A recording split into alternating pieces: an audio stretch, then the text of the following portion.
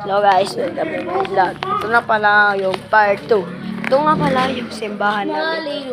Ang Iglesia Pilipina Independiente. Ay, kung hindi pa kayo nakapalo sa akin, follow nyo na ako. At ito nga pala yung mga sakristan. Nagtatambay dito. At kami ngayon ay mag-aayos sa altar namin. Ito nga pala yung altar namin. Pupunta tayo ngayon sa altar namin. Yun nga pala, guys. Ayun. Kita niyo ba yun? Yun ang altar. Tsaka, dito nga pala si Rian Shen. Dito nga pala si Justa Baranza. At, kung hindi pa kayo nakapollow sa akin, guys, mag-follow na kayo.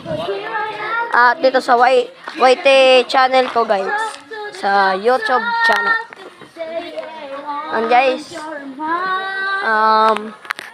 ito nga pala yung bago naming simbahan. Madilim, hindi klaro. Pero parang ano naman na. Teka lang. Ano eh. Hindi kasi klaro. Hindi klaro guys. Ano na lang. Punta na lang kayo sa my court. Abot pa naman dun yung signal eh. And ito nga pala si Jim, yung nakita nyo kanina sa part 1. Ito nga pala yung simbahan namin bago. At inaano pa lang. Ito guys.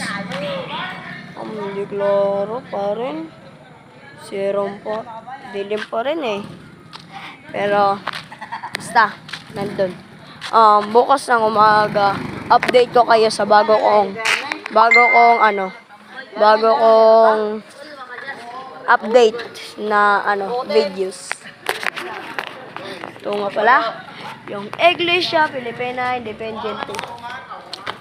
And malapit na tayo magtatapos sa vlog na to. Kaya baka mayroon na naman part 3. At tara, punta tayo sa may labas ng kumbento. Ito nga pala yung labas ng kumbento. Ito nga.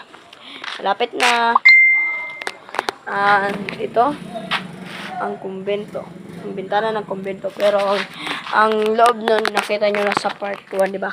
So, yun lang guys. Bye-bye! Ay! Wait lang pala. Hindi pa. Joke lang yun. Bye-bye.